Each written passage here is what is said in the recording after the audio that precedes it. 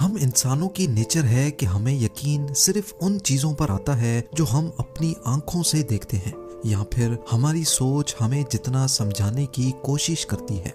लेकिन इस दुनिया में कई ऐसी हकीकतें मौजूद हैं जो हमारे सामने रहते हुए भी हमें नजर नहीं आती। अगर नजर आ भी जाए तो हमारी सोच उसको एक्सेप्ट करने की काबिलियत नहीं रखती। जब हम आंखों से कुछ देखते हैं और हमारी सोच हमें कुछ और दिखाना चाहती है, तो इसी के बीच में एक नई चीज पैदा हो जाती है जिसको हम मिस्ट्री कहते हैं। ऐसी ही एक मिस्ट्री इंडोनेशिया के जावा आइलैंड पे इस पहाड़ के अंदर मौजूद है। ज़ेम टीवी की वीडियोस में एक बार फिर से खुशामदीद। नाजरीन, दूर से देखने पर ये किसी भी नॉर्मल पहाड़ की तरह दिखता है, लेकिन इसकी टॉप पर जाकर जो कुछ देखने को मिलता है वो किसी भी तरह से नॉर्मल नहीं है।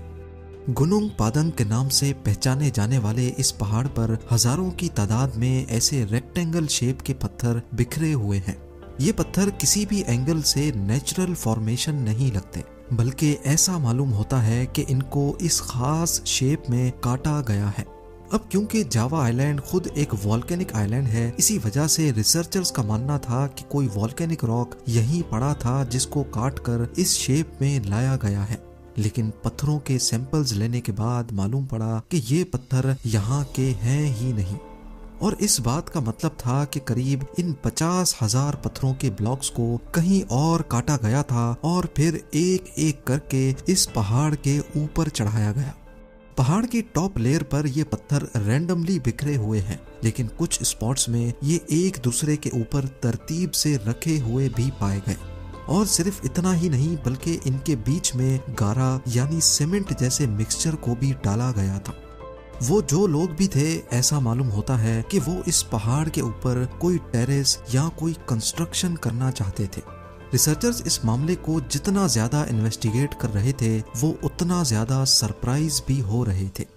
टॉप लेयर पे पत्थरों के बीच में मौजूद गारे की जब रेडियो कार्बन डेटिंग की गई तो मालूम पड़ा कि ये 2500 साल पुराना है।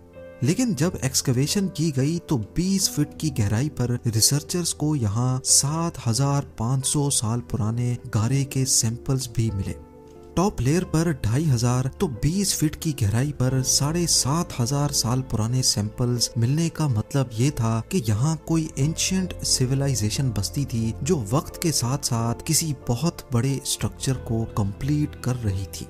कुछ आर्कियोलॉजिस्ट का कहना था कि इससे नीचे खुदाई करने की जरूरत नहीं है, क्योंकि ह्यूमन की हिस्ट्री सिर्फ 7500 साल पुरानी ही है, तो इससे नीचे हमें कुछ नहीं मिलेगा। लेकिन लोकल जियोलॉजिस्ट अभी भी सेटिस्फाइड नहीं थे। उन्होंने इस पहाड़ पर कोर ड्रिलिंग करने का फैसला किया।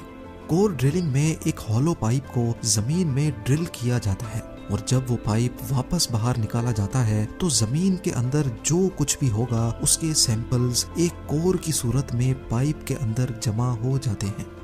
हैरत अंगेज तौर पे कोर ड्रिलिंग से जो सैंपल्स निकल कर आए उन पर यकीन लाना वाकई बहुत मुश्किल था, खास तौर पर आर्कियोलॉजिस्ट के लिए।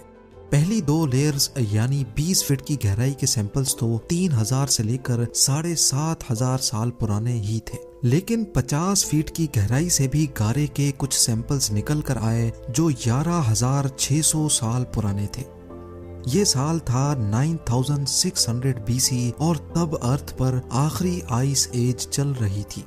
मामला तब मजीद गंभीर हो गया जब 100 फीट नीचे कोर ड्रिलिंग के जो सैंपल्स निकल कर आए वो 24,000 साल पुराने थे। ये वो दौर था जब आखिरी आइस एज अपने पीक पर चल रही थी। उस दौर में इंसान की किसी अननोन सिविलाइजेशन ने पहाड़ के इतना नीचे कोई कंस्ट्रक्शन की थी जिसके सबूत सबके सामने थे। ये एक बहुत ही इम्पोर्टेंट खबर थी, क्योंकि ये इंसानों की हिस्ट्री को हमेशा हमेशा के लिए बदलने जा रही थी। रिकॉर्डेड हिस्ट्री में यानी हिस्ट्री की बुक्स में हमें ये मालूम पड़ता है कि इंसान की सिविलाइजेशन 7500 साल पहले डेवलप हुई थी। लिहाजा आर्कियोलॉजिकल कम्युनिटी का मानना था कि ऐसा मुमकिन ही नहीं हो सकता कि ये काम इंसानों ने किया हो, क्योंकि इतना पहले इंसान इस काबिल ही नहीं थे। उनका कहना था कि गारे के सैंपल्स मिल जाने से ये साबित नहीं होता कि यहाँ इंसानों ने पहाड़ के अंदर कोई स्ट्रक्चर बनाया हो। आर्कियोलॉजिस्ट को यकीन दिलाने के लिए ठोस सबूत की जरूरत थी, जैसा कि ह्यूमन स्केलेटन, कोई पॉटरी या फिर कोई स्ट्रक्चर। दूसरी तरफ लोकल जियोलॉजिस्ट ने अपनी रिसर्च जारी रखी। उन्होंने पहाड़ पर जीपीआर और साइज्मिक टोमोग्राफी जैसी लेटेस्ट टेक्नोलॉजी की मदद से स्कैन करने का फैसला किया। इस स्कैन में रेडियो सिग्नल जमीन के अंदर भेजे जाते हैं। ये सिग्नल्स जब किसी मास से टकराते हैं तो इनकी स्पीड कम हो जाती है, और जब ये हॉलो स्पेस में ट्रेवल करते हैं तो इनकी स्पीड बढ़ जाती है। इन सिग्नल्स की स्पीड के जरिए ये पता लगाया जाता है कि जमीन में नीचे हॉलो स्पेसेस हैं कि नहीं, और अगर हैं तो उनकी शेप कैसी है। स्कैन के रिजल्ट्स में पहाड़ी के अंदर का जो इमेज सामने आया वो रिसर्चर्स अपने कैरियर में पहली बार देख रहे थे। पहाड़ के अंदर जगह जगह हॉलो स्पेसेस नोट की गई। 3 बड़े बड़े स्क्वायर चैम्बर्स जो अलग अलग लेवल के हिसाब से बने हुए थे। ये तीनों चैम्बर्स एक टनल नुमा पाथवे के जरिए एक दूसरे से कनेक्टेड, जबकि सबसे ऊपर वाला चैम्बर पहाड़ की टॉप से कनेक्टेड था। इन तीनों चैम्बर्स की साइज भी एक दूसरे से काफी मुख्तलिफ थी। सबसे ऊपर वाला चैम्बर छोटा, उसके बाद बड़ा चैम्बर, और तीसरा चैम्बर सबसे बड़ा और 100 फीट की गहराई में बनाया गया था। इस नई डिस्कवरी ने सबको हैरत ज़दा छोड़ दिया।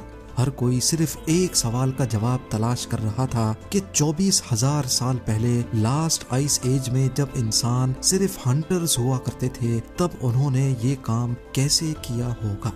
याद रहे कि ये बात आयरन, ब्रॉन्ज और स्टोन एज से भी काफी ज्यादा पुरानी है।